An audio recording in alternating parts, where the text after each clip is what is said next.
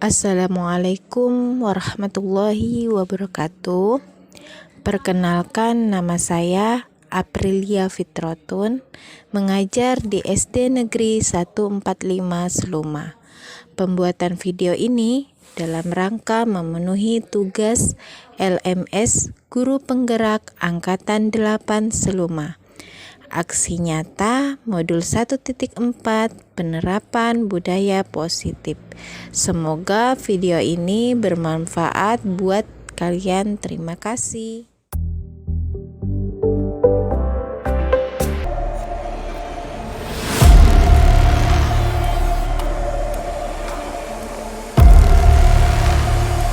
Assalamualaikum warahmatullahi wabarakatuh. Alhamdulillahirrahmanirrahim. Arsala rasuluhu bil huda wa dinil haq liyudhhira 'ala dini kulli walau karihal kafirun walau karihal munafiq. Asyhadu an la ilaha illa anta astaghfiruka wa atubu ilaik. Alhamdulillah, pada siang hari ini kita masih diberikan nikmat kesehatan jasmani maupun rohani sehingga kita dapat berkumpul di tempat yang insyaallah dirahmatinya ini. Amin.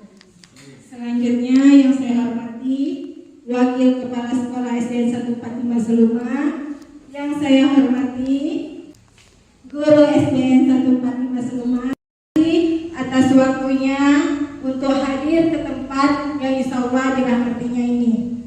Oke, Bapak Ibu, untuk memulai acara ini marilah kita melafazkan al-basmalah. Selanjutnya yaitu perkenalan atau maksud dan tujuan kami mengundang Bapak Ibu untuk hadir ke tempat ini. Kepada Ibu Ropila, waktu dan tempat saya persilahkan. Assalamualaikum warahmatullahi wabarakatuh. Yang terhormat Bapak Kepala SMP Negeri 30 Seluma, yang saya hormati Bapak Kepala SD 145, dan juga saya hormati yaitu Bapak Kepala SD 154 Seluma. Puji syukur kita panjatkan hadirat Allah Subhanahu wa taala karena berkat rahmat juga hidayahnya kita bisa bersama-sama di sini berkumpul dalam acara diseminasi tentang modul 1.4 tentang budaya positif. Saya juga mengucapkan banyak ribuan terima kasih kepada Bapak Ibu Guru dari SMP Negeri 30 Seluma, dari SD 145 Seluma, dan juga dari SD 154 Seluma yang sudah berkenan hadir dalam rangka memenuhi tugas kami, yaitu tentang diseminasi budaya positif, aksi nyata yang harus kami sosialisasikan kepada guru-guru yang berada di lingkungan sekolah. Karena ini adalah salah satu hal yang positif yang harus kami bagikan kepada Bapak Ibu guru, maka kami memiliki inisiatif untuk berkolaborasi bersama-sama biar satu waktu bisa tercapai, sehingga kami bertiga ini mengadakan kolaborasi untuk kegiatan aksi nyata budaya positif ini. Bapak Ibu, mungkin kita yang dikatakan tak kenal maka tak sayang, maka hari ini mungkin yang dari SMP 30 pun juga mungkin belum berkenalan dengan yang dari SD 145 dan 154. Hari ini saya akan memperkenalkan diri terlebih dahulu. Nama saya adalah Ropila Juliasti. Saya berasal dari SMP Negeri 30 Seluma, tepatnya di Desa Padang Capo. Status saya sekarang itu adalah sebagai calon guru penggerak angkatan 8. Di sini kami bertiga akan melaksanakan atau memaparkan tentang modul 1.4 budaya positif.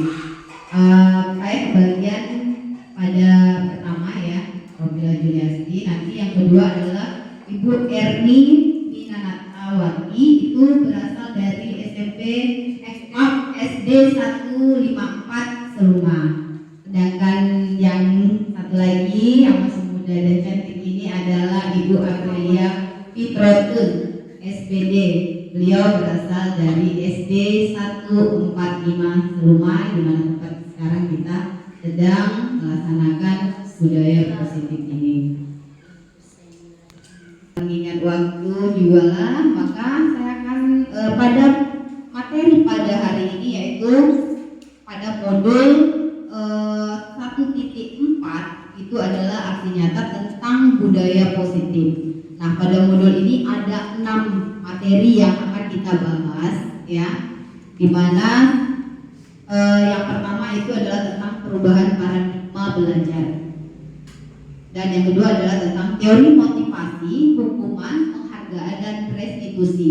Nah, 2 materi ini saya kebagian untuk menyampaikannya, sedangkan di keyakinan kelas dan kebutuhan dasar manusia dan dunia berkualitas itu akan nanti disampaikan oleh Ibu Erni Minatawati dari SD 154 Seluma.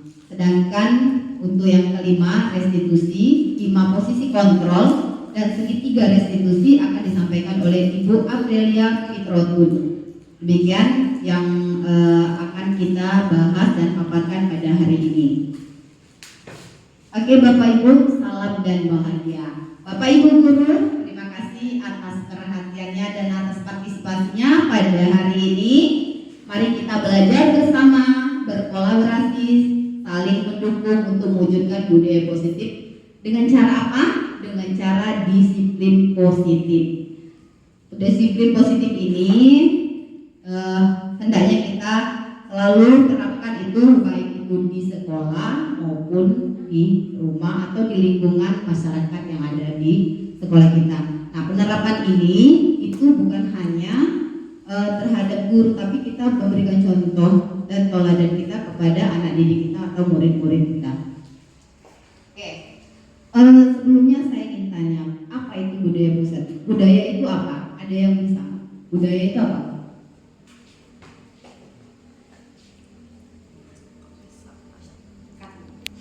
Sebelum kita mulai, apa itu budaya positif? Budaya itu apa?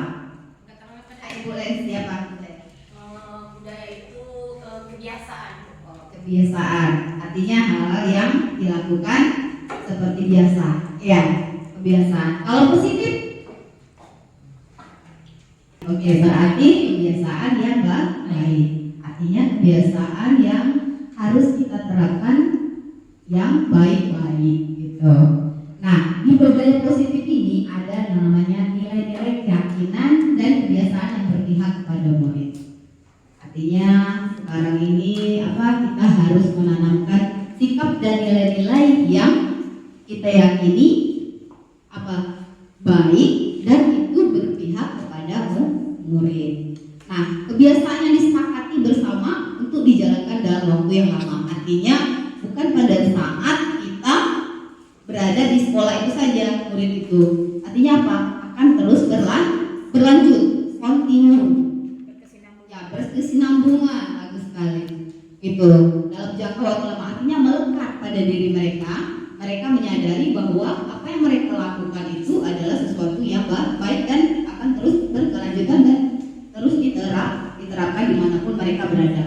Kenapa budaya itu juga yang kita ajarkan bukan cuma hanya di sekolah saja, artinya penerapan itu harus bisa mereka terapkan baik itu di rumah ataupun di lingkungan masyarakat yang akan mereka hadapi. Nah, tujuannya apa? Tujuannya agar murid dapat berkembang menjadi pribadi yang berkarakter sesuai dengan profil pelajar Pancasila.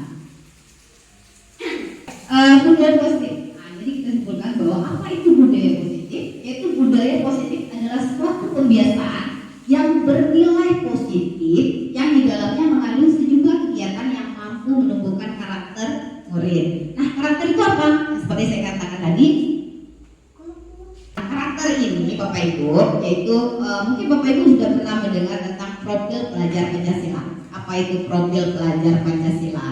Nah, anak-anak itu harus mengandung atau meresapi yang ada itu menjalankan dan menerapkannya. Profil pelajar Pancasila itu yang pertama itu adalah beriman, bertakwa kepada Tuhan Yang Maha Esa dan berakhlak mulia. Jadi ada yang terkandung di dalam diri mereka itu beriman, bertakwa, gitu kan. Terus berakhlak mulia. Artinya mereka harus ada karakter itu. Nah, bagaimana caranya? Ya kita tumbuhkan. Tumbuhkannya adalah tugas kita menuntun mereka untuk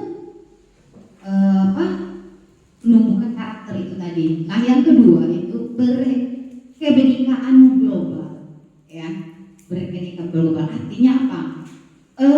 Ada yang tahu nggak artinya apa? Global? Ada yang tahu tentang berkebinekaan global seperti apa?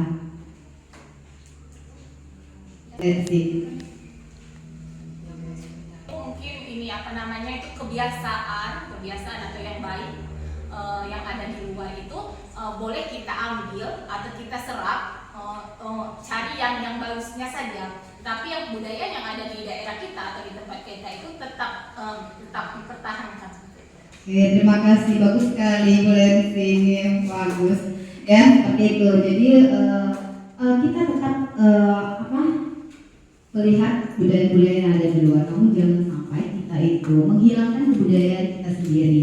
Artinya boleh mengadopsi, boleh juga mencontoh gitu, tetapi nilai karakter budaya asli kita jangan sampai hilang.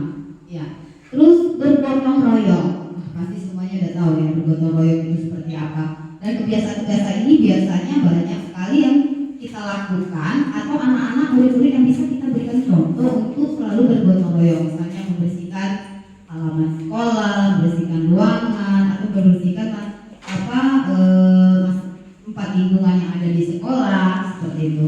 Terus kreatif. Nah, di sini juga anak-anak dituntut untuk kreatif. Artinya mereka harus bisa sendiri menumbuhkan ide-ide minat bakat mereka, ya, agar mereka mengetahui jati diri mereka. Oh, ternyata saya ini memiliki kemampuan, ya, kemampuan untuk menggambar, mengukir atau apa. Nah, itu bagaimana caranya? Ya, tugas kita guru itu adalah menuntun mereka untuk menimbulkan minat dan bakat dalam diri murid kita.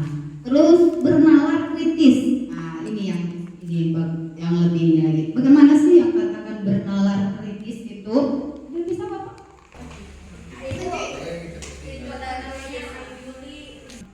Salah satunya juga yaitu tentang problem belajar Pancasila yang harus ada dalam diri anak-anak kita, murid-murid kita itu adalah bernalar kritis. Ada yang bisa membantu saya? Kira-kira yang bernalar kritis itu seperti apa? Kemampuan untuk berpikir secara logis dan sistematis. Oke, bagus sekali Bapak ya. Salut saya sama Bapak, ibu-ibu guru yang ada di sekolah ini, semuanya cerdas-cerdas ya. Artinya memang kita juga harus selain anak yang dituntut untuk bernalar kritis, jangan sampai guru-gurunya jangan ketinggalan zaman juga. Anak-anak sudah kritis, ternyata guru-gurunya masih ketinggalan zaman. Pikirannya masih kolot, ya kan? Jadi kita seperti itu. Nah, yang ke-6 terakhir yaitu mandiri. Nah, ini yang paling penting, bahwa sebenarnya kurikulum ini mengajarkan kita bahwa guru itu sebenarnya adalah sebagai fasilitator, ya Bapak Ibu. Kita bukan seperti dulu lagi, ya. Jadi anak-anak itu dituntut untuk harus mandiri. Artinya mereka bisa bekerja sendiri, mencari jawabannya sendiri, menemukan sesuatu di dalam diri mereka itu sendiri. Oke. Siapa yang bisa mewujudkan budaya positif itu? Nah, budaya positif itu bisa terwujud itu oleh yang berada di sekolah itu adalah warga sekolahnya. Jadi dimulai dari warga sekolah. Siapa aja warga sekolah itu? Semua ya Pak. Kepala sekolahnya, terus guru-gurunya, muridnya, mungkin penjaga sekolah, satpam pun juga demikian. Kenapa? Kalau ini nggak ada, warga sekolah ini nggak mungkin terwujud. Satu yang salam sapa senyum, ternyata satpam di depan nggak mau senyum. Jadi artinya apa? Budaya itu tidak akan terlaksana. Oke. Nah, bagaimana itu bisa terwujud? Ya harus menciptakan lingkungan yang positif, ya kan?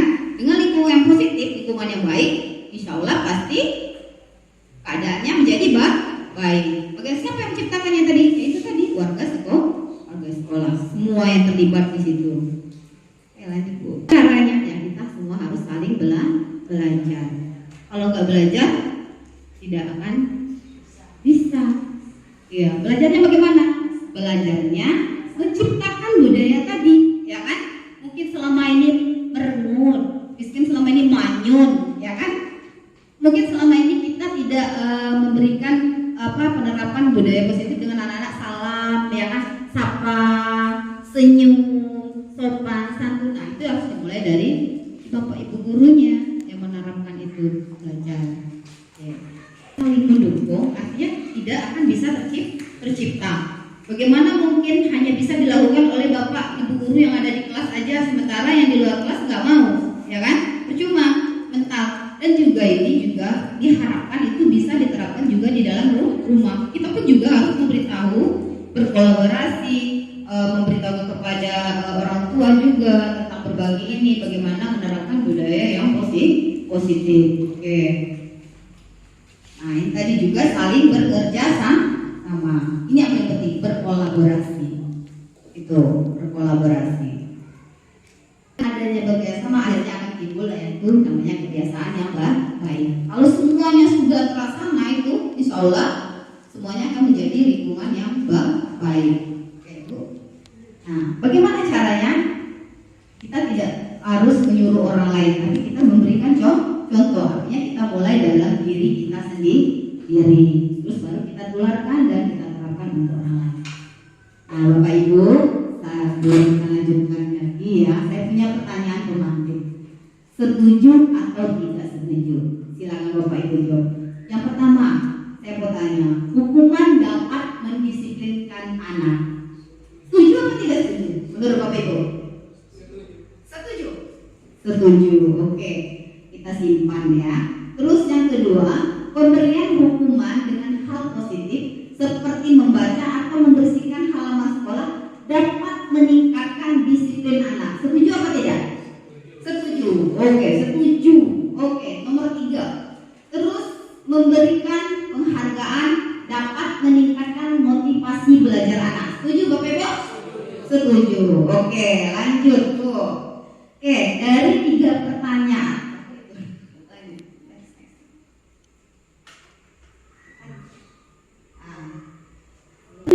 Setuju, ya kan?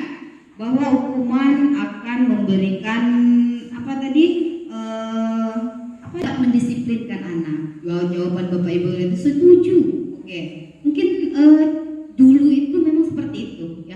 Gaya belajar kita itu dulu seperti itu, gaya mengajari anak pun juga seperti itu, dan cara menghukum anak pun seperti itu. Kita berpikir dulu itu bahwa dengan hukuman akan bisa mendisiplinkan anak, memberikan penghargaan, memberikan hadiah, itu bisa memberikan motivasi kepada anak. Ternyata kita keliru Bapak Ibu, ya. Artinya kalau mereka itu selalu diiming-imingi dengan hal-hal yang misalkan mau dapat prestasi, ya kan, merebut juara 1. Oh, nanti saya kalau dapat juara 1 itu dapat hadiah, ya kan? Artinya mereka melakukan itu bukan karena dari dalam diri mereka. Itu namanya motivasi ekstrinsik. Kalau yang intrinsik artinya dari dalam. Nah, yang apa yang harus kita timbulkan itu adalah motivasi intrinsik, artinya di dalam diri mereka. Artinya apa? Mereka melakukan itu benar-benar mereka menyadari. Itu yang harus kita tumbuhkan pada anak didik kita, murid-murid kita. Nah, kalau misalkan ada iming-iming itu tadi, artinya ketika itu tidak ada, mereka tidak mau melakukannya lagi. Gitu. Nah, bagaimana itu? Kita harus merubah itu tadi, pembelajaran dengan paradigma baru. Ya, paradigma baru. Itu apa paradigma baru? Pembelajaran dengan paradigma baru itu merancang berdasarkan prinsip pembelajaran yang terdiferensiasi sehingga setiap siswa belajar sesuai dengan kebutuhan dari tahapan perkembangan untuk mewujudkan profil pelajar Pancasila. Jadi kita kembali kepada profil Pancasila tadi. Masih ingat kan profil pelajar Pancasila tadi apa Bapak Ibu? Ada berapa? Ada 6. Ibu pinter. Oke. Nah, bagaimana caranya kita memahami pembelajaran paradigma baru? Apa itu sih paradigma baru? Nah, pembelajaran paradigma baru itu memastikan praktik pembelajaran untuk berpusat pada peserta didik. Selama ini kita berpusat pada siapa sih? Murid-murid itu? Kepada guru. Kita sering kali bilang sama murid-murid kita, perhatikan ibu, seperti itu. Awas kamu nggak perhatikan, pasti seperti itu. Adanya pengancaman, ada apa? Sehingga mereka kita anak-anak itu bisa memperhatikan kita. Oh, sekarang nggak boleh. Sekarang itu kita ubah cara pandang kita, ya, yaitu pembelajaran dengan berpusat kepada murid. Artinya murid jadi pusat perhatian, gitu. Nah, pembelajaran paradigma baru ini profil Fajar Pancasila itu berperan menjadi penuntun arah kita. Artinya supaya paradigma baru itu bisa terlaksana, ya, itu harus mengacu kepada profil Fajar Pancasila tadi, beriman, bertakwa, bergotong royong, ya kan? Itu semuanya harus ada, mandiri. Nah, itu tujuan utama, jangan sampai kita hilangkan itu. Nah, yang memandu segala kebijakan dan pembaharuan dalam sistem pendidikan di Indonesia, termasuk pembelajaran dan asesmen, ya, asesmen penilaian, ya. Nah, ada 3 komponen. Nah, ini selaras dan saling mempengaruhi. Keselarasan inilah yang diharapkan dapat mengubah paradigma pembelajaran agar terjadi perbaikan dan pengembangan praktik pembelajaran secara berkelanjutan. Nah, ini tadi profil pelajar Pancasila, ya, ada pembelajaran, ada kurikulumnya, dan ada asesmen penilaiannya. Di situ jelas bahwa tujuan pembelajaran itu kita harus ada proses dari pembelajaran, terus proses asesmen dan penilaian, sehingga terwujud yang namanya adanya tujuan pembelajaran, kurikulum merdeka. Nah, apa yang berubah dari paradigma belajar? Yang pertama itu mengubah pembelajaran yang berpusat kepada murid. Artinya selama ini kita teacher center, ya, teacher center, sekarang jadi student center. Artinya berpusat kepada murid. Terus kita yang kedua menghargai perbedaan dan karakter siswa. Selama ini mungkin kita egois. Guru itu kan ego, tidak mau tahu, pokoknya muridnya harus bisa, ya kan? Kalau sekarang nggak boleh lagi. Sekarang itu kita itu harus bisa mengenali, ya, karakter dari murid kita, kebutuhan mereka itu seperti apa, ya, menghargai perbedaan dan karakter anak. Terus yang ketiga itu menciptakan pembelajaran yang menarik dan menyenangkan. Nah, ini kadang-kala kan kita ini cuek-cuek gitu sama anak. Kita ya sudah, anak mengerti enggak, terserah. Nah, kita mulai dari diri kita sebagai tenaga pendidik, kita harus bisa menciptakan, ya, pembelajaran yang menarik dan menyenangkan. Kenapa? Karena pelajaran menarik dan menyenangkan itu bukan cuma hanya di dalam kelas. Kita bisa bawa anak-anak kita di lingkungan yang ada di dalam kelas, di lingkungan di luar, di lingkungan di luar sekolah, boleh jadi di halaman, di laboratorium, di hutan, boleh. Semuanya kita memanfaatkan sumber daya alam yang ada di sekitarnya. Terus 4, yaitu menyadari bahwa guru bukan satu-satunya sumber belajar. Nah, ada yang bisa menjelaskan ini, bahwa guru bukan satu-satunya sumber belajar. Terima kasih.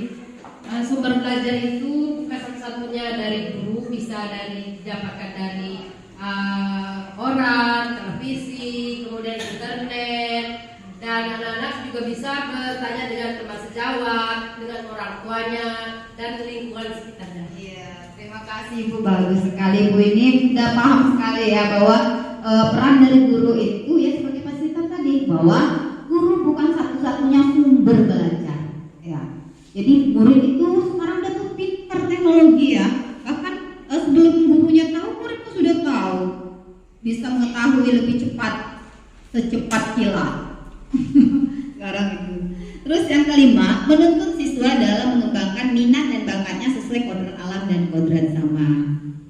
Ya, bagaimana kita menuntutnya? Nah, itu tadi, bahwa kita harus mengenali dulu minat bakat dari siswa.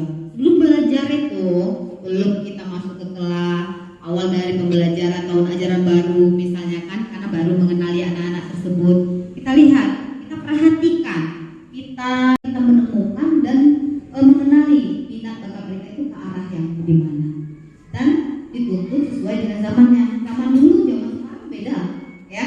Dulu mungkin kita belum mengenal handphone, sekarang anak-anak sudah mengenal handphone. Nah, bagaimana mereka menggunakan handphone itu untuk hal-hal yang positif. Oke. Nah, ini Bapak Ibu, mungkin udah bosan, udah melompat terus dari tadi. Ada sebuah kegiatan di sini. Nah, Bapak Ibu yang belum berpasangan boleh berpasangan ini. Karena ini ada satu permainan ini, Bapak Ibu. Ada A dan B. Nah, A dan B itu Anda dan teman Anda. Jadi berpasangan dua, ya. Terus sobekan cari kertas apa saja, atau boleh kue itu, boleh pena, boleh pensil, atau boleh buku, boleh dipegang, Bapak Ibu, apapun itu, silakan. Barang-barang berharga, handphone boleh, ataupun ini boleh terserah, ya. Terus benda-benda yang berharga yang Bapak Ibu punya tadi Bapak Ibu pegang, salah satunya pegang, kuat, genggamnya kuat, ya. Jadi kayak kepala, ya, oke. Anggaplah itu mungkin emasnya ya kan, yang Bapak Ibu itu emas. Nah sekarang spontan aja kalian salah satunya, ya, salah satu itu dengan cara meminta atau dengan Bapak Ibu yang siapa yang memegang tadi, dengan cara apapun boleh, sehingga barang yang ada di genggaman temannya tadi itu bisa Bapak dapatkan. Entah cara apa, saya tidak tahu, coba Bapak Ibu perhatikan. Sekarang coba agar apa benda yang ada di kepala temannya itu tadi bisa berpindah tangan. Ayo, seperti apa? Ini dua ini aja, dua ini pastikan. Atau permen boleh. Permen Bapak Ibu yang ada di sana boleh. Dengan segala cara. Ya, pokoknya Bapak Ibu bisa mengambil sesuatu yang berharga dari temannya itu tadi. Boleh dengan cara ya terserah, masa apa boleh. Boleh. Silakan Bapak Ibu. Coba ayo. Bisa ya? Ayo. Minta ya. Aduh silakan.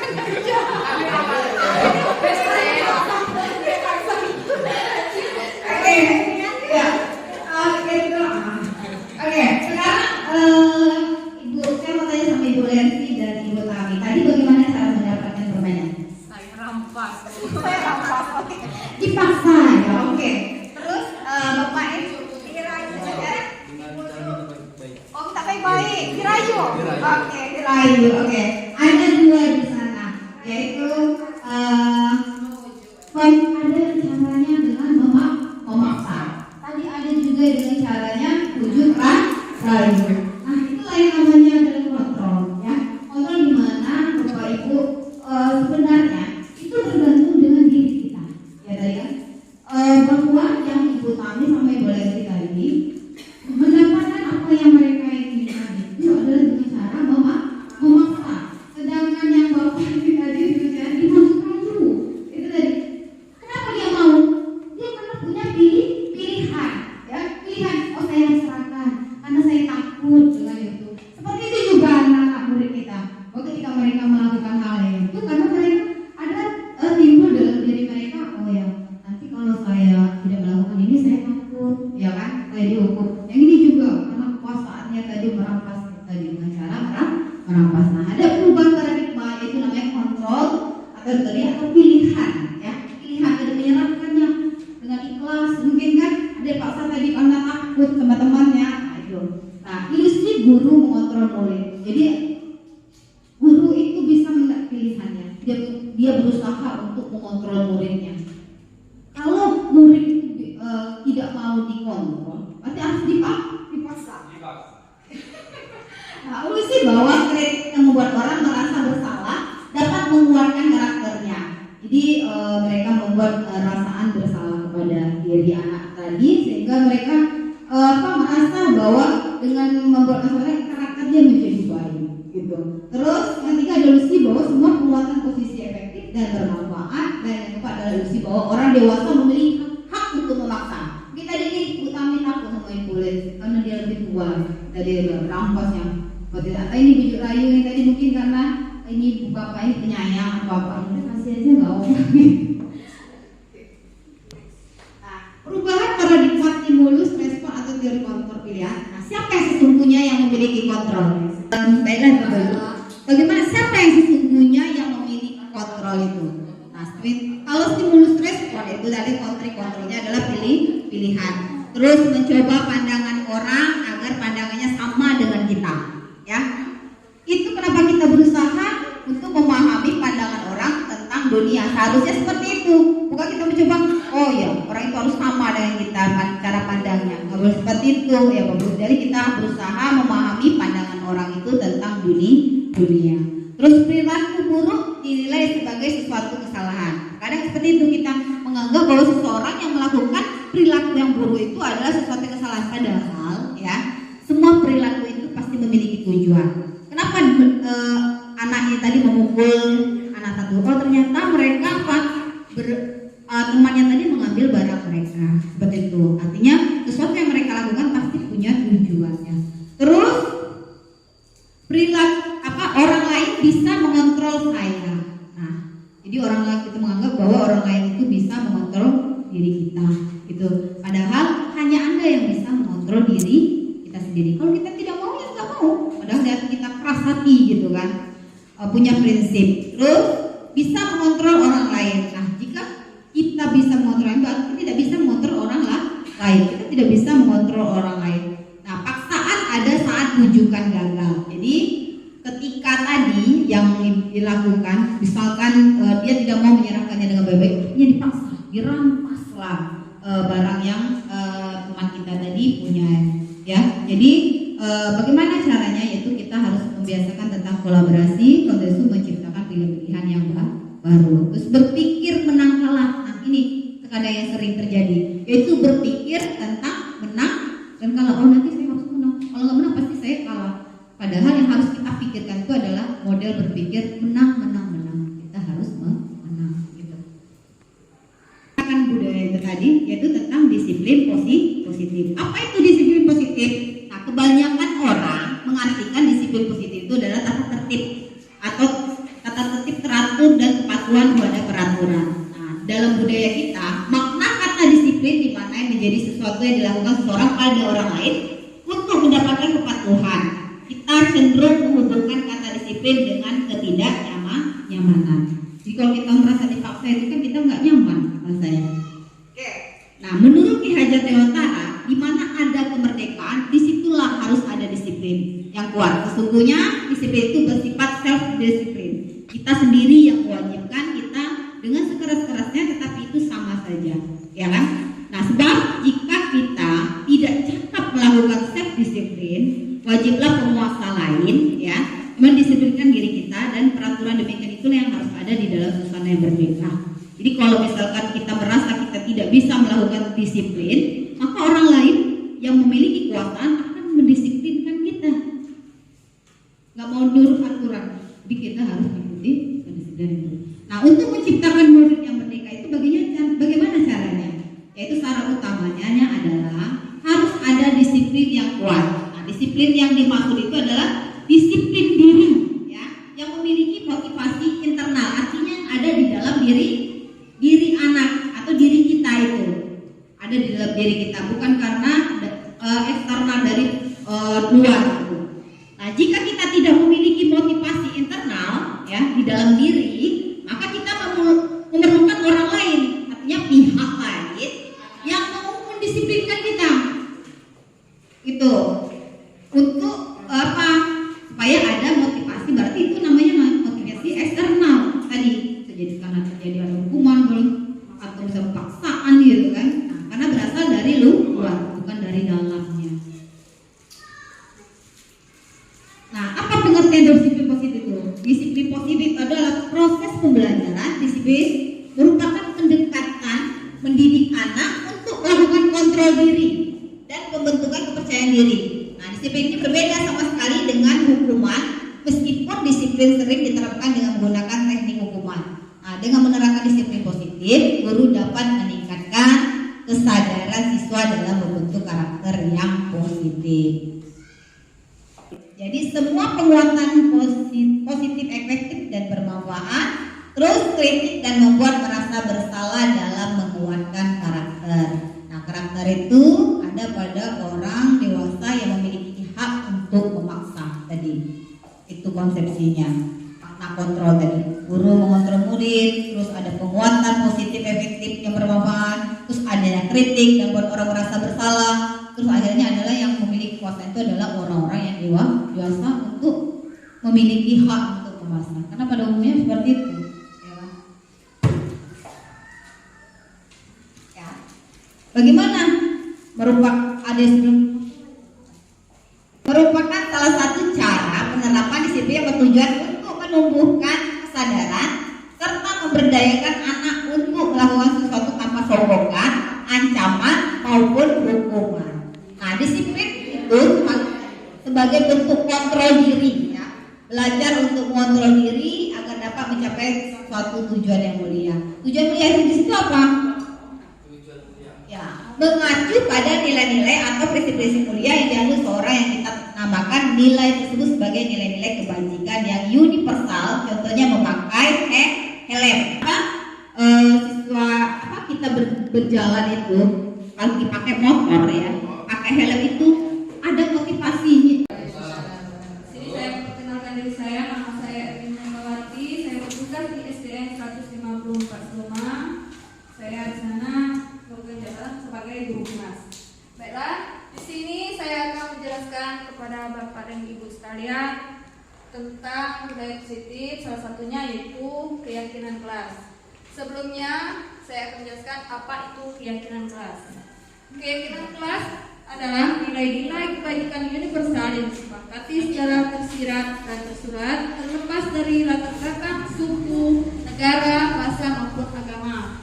Keyakinan kelas berupa pernyataan-pernyataan universal yang dibuat dalam bentuk kalimat positif. Jadi di sini kita di dalam kelas kita sebelum kita memulai suatu kegiatan pembelajaran, misalnya awal pembelajaran tahun ajaran baru, kita membuat terlebih dahulu dengan siswa atau murid kita yaitu keyakinan kelas.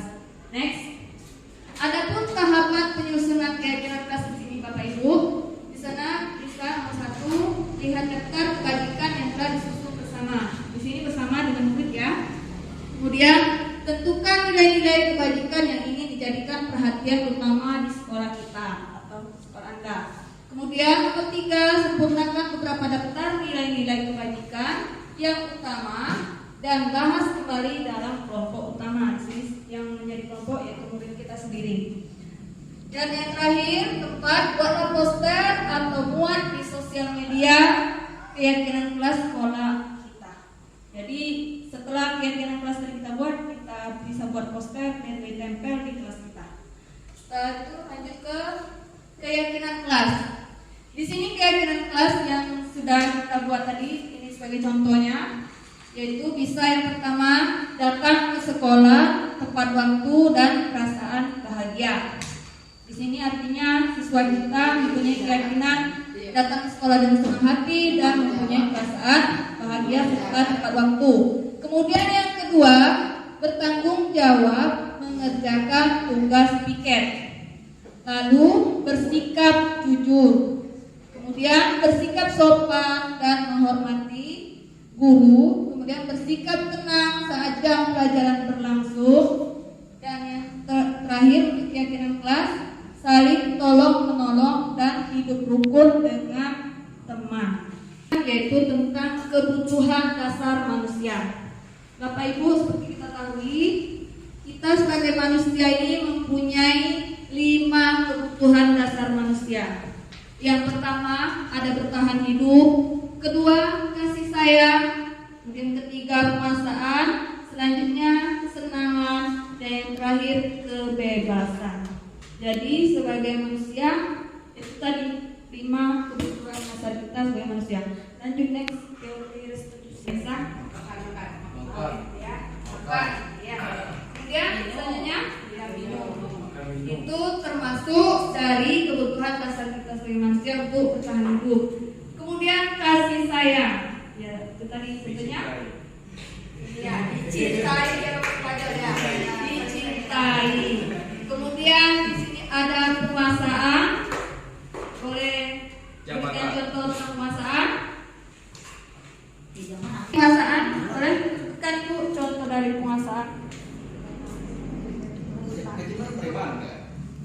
mungkin kalau seandainya kita mempunyai keinginan sesuatu yang kuat, kita harus mendapatkan itu. Jadi kita harus mendapatkan hal tersebut bagaimanapun caranya, baik dengan cara yang baik ataupun dengan paksaan.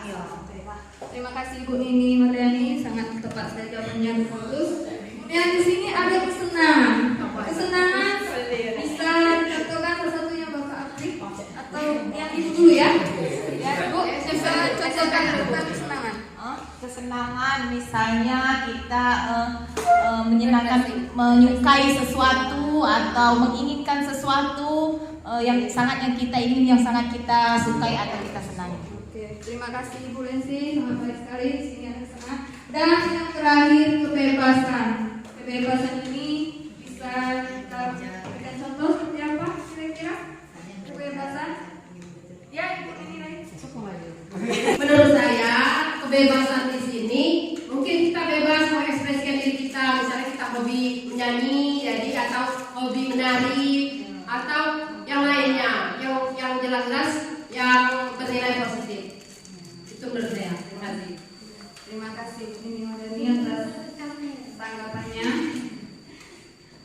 Ya, di sini tadi saya sudah menjelaskan tentang dari budaya positif tadi tentang keyakinan kelas dan kebutuhan dasar manusia.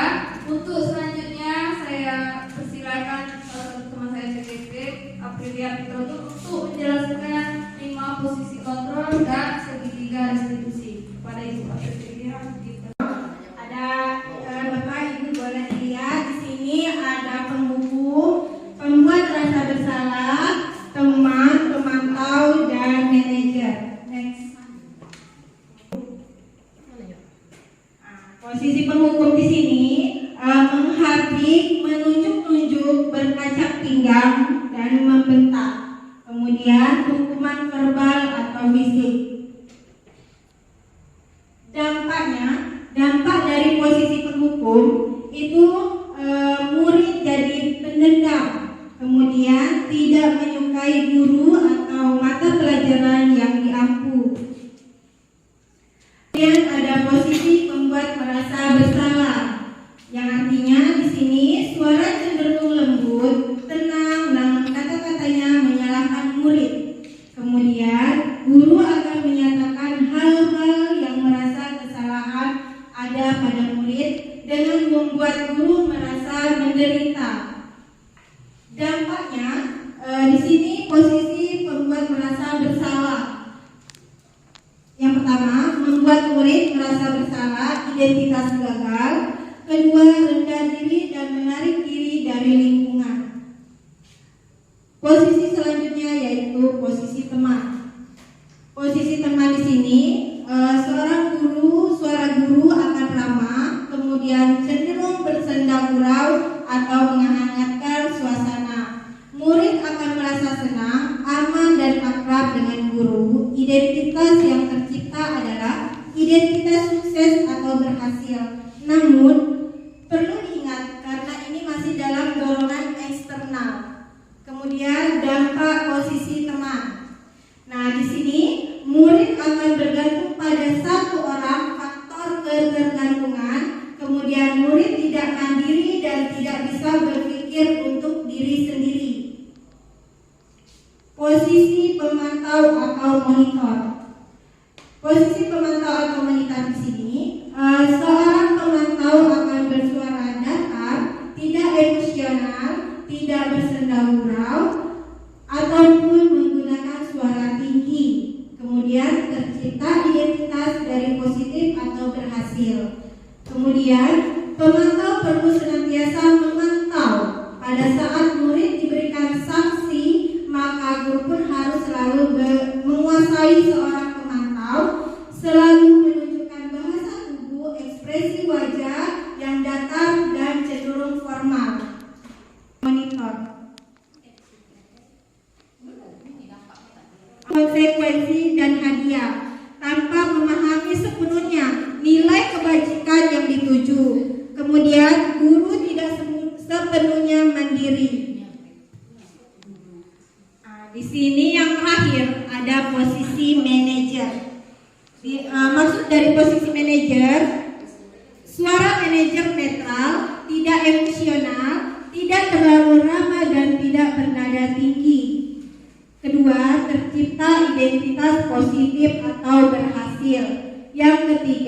guru akan dengan tulus mengajukan pertanyaan-pertanyaan bermakna agar membuka pikiran murid. Keempat, guru membimbing murid untuk memecahkan masalahnya secara mandiri. Posisi manajer adalah posisi kontrol yang disarankan untuk membimbing murid memiliki sikap disiplin yang positif, bertanggung jawab dan dapat memecahkan masalah. Nah, di sini ada dampak posisi manajer. Semua posisi itu ada dampaknya. Yang pertama, murid mandiri, kemudian percaya diri dan dapat memecahkan masalahnya. Nah, Pak Fadel silakan dibaca dulu. Setelah mengamati adegan kelima, posisi kontrol tadi, kira-kira posisi mana yang lebih ideal? Nah, Bapak Ibu, di sini posisi mana yang dapat menunjang motivasi intrinsik murid menurut Bapak Ibu?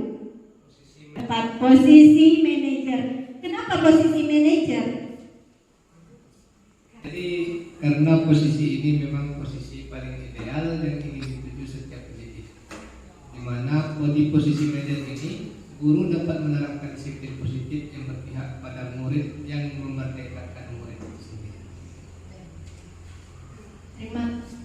Terima kasih, benar sekali yang dijawab Pak Rizal. Perjalanan seorang pendidik tentunya tidak mudah untuk sampai ke posisi seorang manajer. Tujuan seorang guru yaitu menciptakan murid-murid yang mandiri, merdeka dan bertanggung jawab. Semoga gambaran 5 posisi yang telah saya jelaskan tadi, 5 posisi kontrol yang saya tayangkan dapat menjadi ajang refleksi bagi kita semua. Agar tadi sudah dijelaskan dengan Ibu Rofila dan Ibu Erni segitiga restitusi.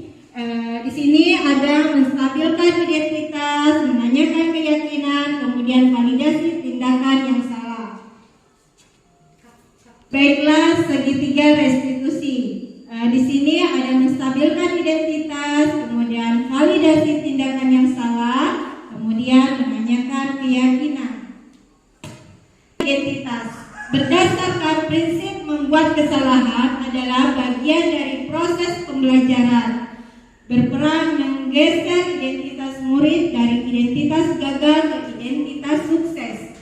Jangan mengkritik murid yang sedang mengalami identitas gagal. Ajukan pertanyaannya. Yang pertama, membuat kesalahan sesuai yang wajar. Kedua, manusia tidak ada yang sempurna. Ketiga, kita bisa memperbaiki masalah ini. Keempat, saya tidak menanyakan kesalahannya, tetapi fokus memperbaiki masalah ini. Kelima, apakah saat ini kamu tengah menjadi orang yang baik untuk dirimu sendiri? Ada validasi tindakan yang salah. Kemudian, berdasarkan prinsip setiap perilaku berupaya memenuhi suatu kebutuhan tertentu. Guru akan bergeser dari pemikiran stimulus respon menjadi proaktif. Mengenali dan mengakui kebutuhan murid ini dapat memperbaiki hubungan dengan murid. Pertanyaan disampaikan dengan nada suara tidak menghakimi atau memojokkan. Ajukan pertanyaan. Yang pertama, kamu bisa saja bertindak lebih gegabah lagi dari ini. Kemudian, kamu bukan melakukannya tanpa suatu alasan tertentu. Nah, di sini Bapak Ibu ada yang bisa mencontohkan ajukan pertanyaan. Di sini ada ajukan pernyataan atau pertanyaan. Nah, Bapak Ibu di sini ada yang bisa mencontohkan dari pertanyaan validasi tindakan yang salah. Oke, Ibu Desi. Mungkin kamu bisa mempelajari suatu perilaku baru yang lebih efektif. Bersediakah kamu mempelajarinya? Itu mungkin contoh dari pernyataannya. Pertanyaan. Baik, itu tadi contoh dari pernyataan validasi tindakan yang salah. Jadi kita di sini kalau validasi tindakan yang salah itu tidak baik kalau kita memberi oh itu tidak baik. Nah, jadi kita balikin lagi, bersediakah kamu mempelajarinya, seperti itu. Contoh sedikitnya. Ya, lanjut. Dan menanyakan keyakinan. Di sini teori kontrol menyatakan bahwa pada dasarnya kita termotivasi secara intrinsik. Kemudian saat perilaku telah divalidasi dan identitas sukses telah stabil, maka murid telah siap mengaitkan keyakinannya dengan tindakan yang salah. Ajukan pertanyaan atau pertanyaan. Yang pertama, sebagai keluarga atau kelas apa yang kita yakini? Kemudian nilai-nilai apa yang telah kita sepakati? Kemudian seperti apa gambaran sebuah kelas yang ideal bagi kamu? Kemudian kamu ingin menjadi orang seperti apa? Ini contoh kita sebagai guru memberitahu kepada murid kita. Perhatikan dalam segitiga restitusi.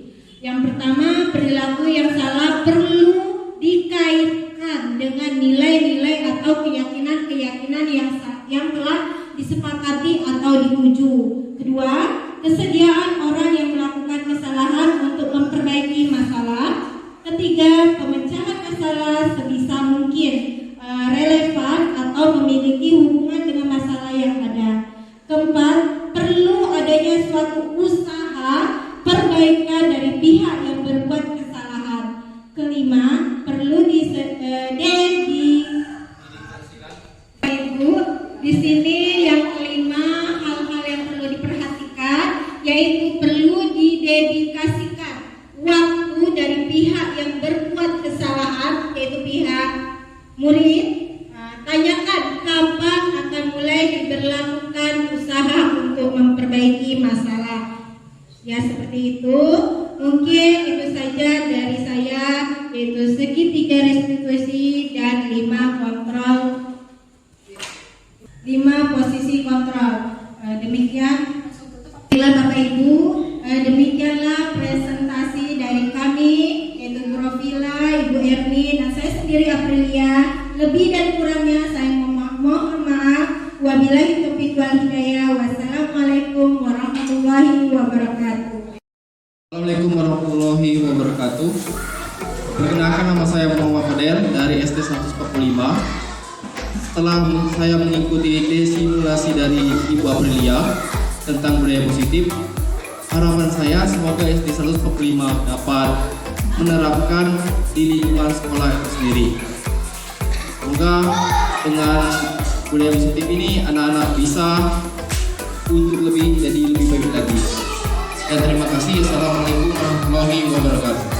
Assalamualaikum warahmatullahi wabarakatuh. Perkenalkan, saya Nefisa Devi SPD dari SDN 145 Seluma. Setelah mengikuti diseminasi dari Ibu Aprilia tentang budaya positif, harapan kami dapat menerapkan tentang budaya positif di lingkungan sekolah tempat kami bekerja. Waalaikumsalam warahmatullahi wabarakatuh. Assalamualaikum warahmatullahi wabarakatuh. Anak-anak ibu, anak-anak, karena kita sudah menginjak semester berapa ini? Semester 1 awal tahun ajaran yang baru. Nah, kita ibu ingin mengajak kalian membuat keyakinan kelas. Di keyakinan kelas ini ada yang boleh dilakukan dan ada yang tidak boleh dilakukan.